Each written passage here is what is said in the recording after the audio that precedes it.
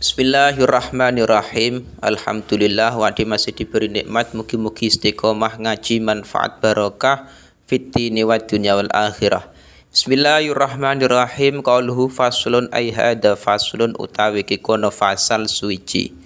Takbire fasal wala tuqbalu asyahadah illa mimman ijtama'at fihi khamsu khisalin. Ki membahas masalah syahadah atau persaksian. Ki di masyarakat terkadang terjadi ketika ada orang yang tertuduh zina. Nah, ini nanti perlu adanya syahadah atau persaksian. Jadi orang menuduh zina ya harus punya saksi. Nah, itu penting. Atau orang menuduh Zaid maling misalkan, mencuri. Maka saksinya siapa? Umar saksinya. Lah itu bisa. Nah, syarat-syaratnya orang yang bisa menjadi saksi itu seperti apa? Qauluhu wala tuqbalu lan ora den trima apa asyhadatu apa persaksian.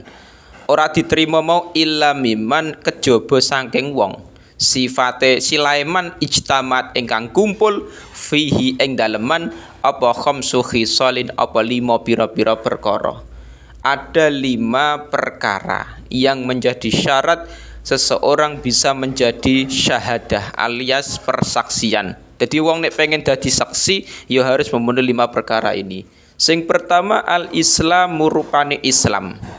Jelas pertama orang bisa menjadi syahadah alias saksi harus syaratnya Islam. Nek enggak Islam enggak bisa menjadi saksi. Jadi misalkan Zaid dituduh zina oleh Muhammad. Lah, saksinya siapa? Nah, iki Umar misalkan. Umar saksi melihat betul ini ada perbuatan zina. Lah itu syaratnya orang yang menjadi saksi adalah Islam. Yang kedua wal bulughu lan baligh.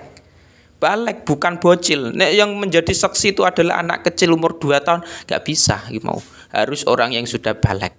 Wal aqlu lan duweni akal. Orang yang menjadi saksi harus punya akal. Orang gila enggak bisa menjadi saksi. Jadi harus punya akal, iku syarat dadi saksi. Ini orang gila iku atau mabuk minuman keras maka tidak bisa menjadi saksi. Wal khuriyatu sifat merdeka. Mayoritas di Indonesia adalah orang-orang merdeka. Tidak ada budak zaman sekarang di Indonesia. Jadi aman. Wal adalatu lan sifat adil.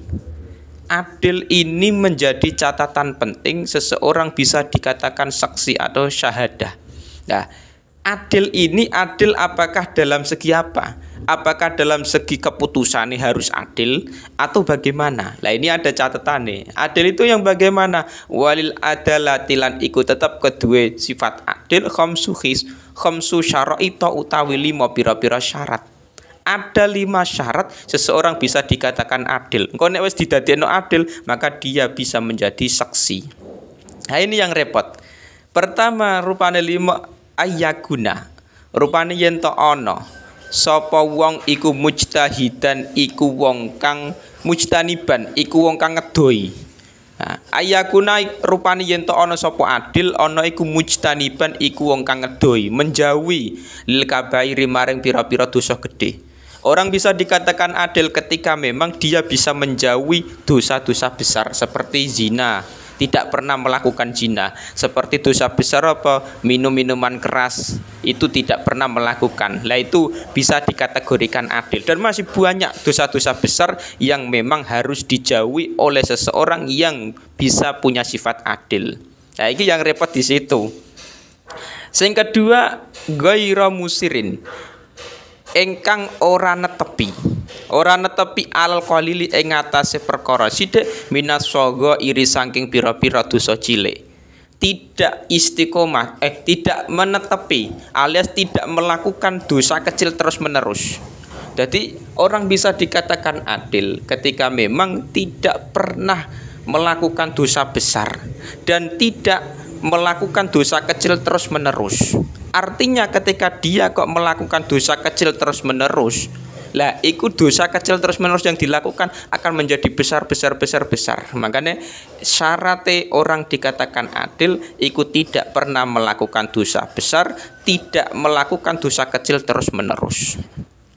Salimah sariroti iku selamat bukan dalam segi anggotane tapi selamat akidai. Iku dalam syariat ail akidati.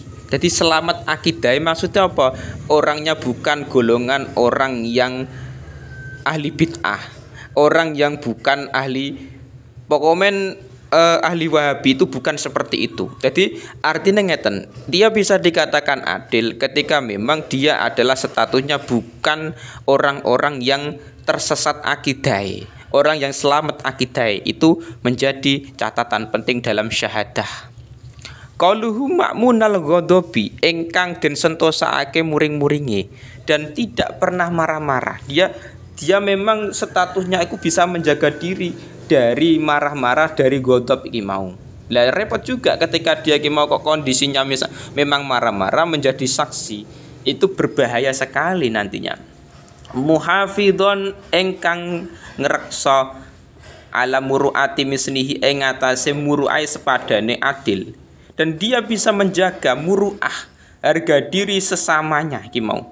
Jadi catatan-catatan penting ini itu menjadi syarat 5 ini menjadi catatan penting dalam sifat adil. Ketika seseorang menjadi saksi itu harus punya syarat-syarat ini. Syarat 5 pada orang yang adil, dan adil khuriyah, akal dan balik dan Islam itu baru bisa dikatakan syahadah. Lah repotnya zaman sekarang itu memang kita di masyarakat kalau ada orang nikah itu kan harus punya 2 saksi dan 1 wali.